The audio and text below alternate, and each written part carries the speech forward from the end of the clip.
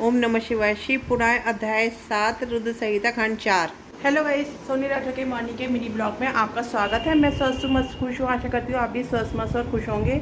तो जैसे कि आप लोग जानते हैं कि मॉर्निंग का ब्लॉग होता है मेरा शिव पुराण का, तो मैं आज आपको सुनाने जा रही हूँ शिव पुराण का रुद्र संहिता के चतुर्खंड का 7वां अध्याय, जिसमें शिवजी द्वारा कार्तिकों को सौंपने की कथा का वर्णन है।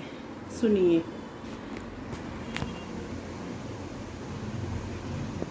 ओम नमः शिवाय। शिव पुराण रुद्र संहिता चतुर्खंड 7वां अध्याय। भगवान शिव द्वारा कार्तिकों को सौंपना। ब्रह्मा जी बोले, हे नारद, अपने पुत्र कार्तिकेय का अद्भुत पराक्रम देखकर भगवान शिव और देवी पार्वती बहुत प्रसन्न हुए।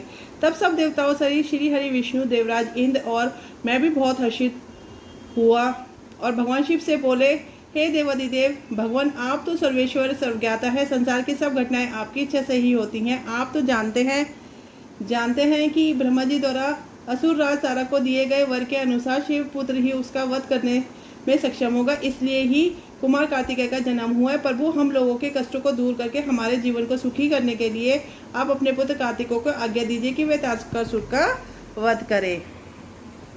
यह कहकर सब देवता भगवान शिव की स्तुति करने लगे। तब भगवान शिव का हृदय हम सबकी प्रार्थना से द्रवित उठा। उन्होंने हमारी प्रार्थना को स्वीकार कर लिया और अपने पुत्र कार्तिकों को देवताओं को सौंप दिया। तब भगवान शिव ने अपने पुत्र कार्तिकों को यह आज्ञा दी कि देवताओं की विशाल सेना का नेतृत्व करे और देवताओं के दुखों और संकटों को दूर करने के लिए तारकासुर का वध करे। अपने पिता भगवान शिव की यह आज्ञा पाकर स्वामी कार्तिकेय बहुत प्रसन्न हुए। तब उन्होंने हाथ जोड़कर अपनी माता पार्वती और पिता महादेव जी को प्रणाम किया और कहा कि हे माता, हे पिता, आप मुझे विजयी होने का आशीर्वाद प्रदान करें। यह सुनकर भगवान शिव मुस्कुराए और बोले, कुमार, निश्चय ही तुम अपने इस प्रथम युद्ध में अपने घोर शत्रु तारकासुर का वध करके विजयी होंगे। हमारा आशीर्वाद सदैव तुम्हारे साथ है।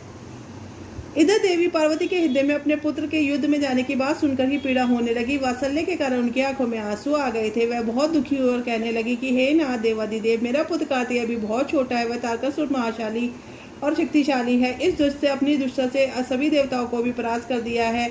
जब इतनी शक्तियों के स्वामी देवता उसका कुछ नहीं बिगाड़ सकते, तो मेरा ये नन्हा सा पुत्र भला उनको कैसे हरा सकता है।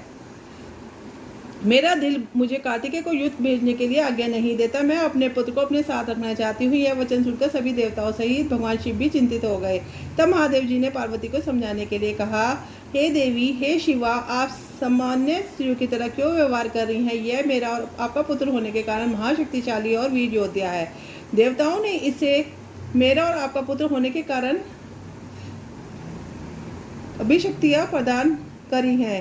कार्तिकेय की जीत निश्चित है। कार्तिकों का उत्पन्न होना तारकासुर के वध का प्रतीक है। आप व्यर्थ में चिंता ना होकर अपने पुत्र को खुशी खुशी तारा के वध के लिए भेजे। भगवान शिव के ऐसे वचन सुनकर देवी पार्वती को बहुत संतोष हुआ। उन्होंने कार्तिकों को युद्ध में जाने की आज्ञा दे दी। तब सब देवताओं का भय दूर हुआ और उनमें प्रसन्नता की लहर दौड़ गई। तो यहीं पे हमारा दुर्गा सप्तशती का 7वां अध्याय पूर्ण होता है। ओम नमः शिवाय। ओम नमो पार्वती पते नमः। हर हर महादेव। तो कल हम 8वां अध्याय प्रारंभ करूंगी, जिसमें है युद्ध का प्रारंभ। तो तब तक के लिए हैव अ नाइस डे।